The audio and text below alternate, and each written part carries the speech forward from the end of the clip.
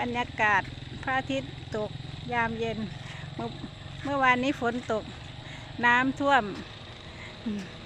น้ำขึ้นเยอะเลยค่ะวันนี้ก็เลยเก็บภาพสวยๆพระอาทิตย์กำลังจะตกดินมาให้ดูนะคะขอบคุณทุกกำลังใจขอบคุณทุกการรับชมนะคะขอบคุณมากๆค่ะ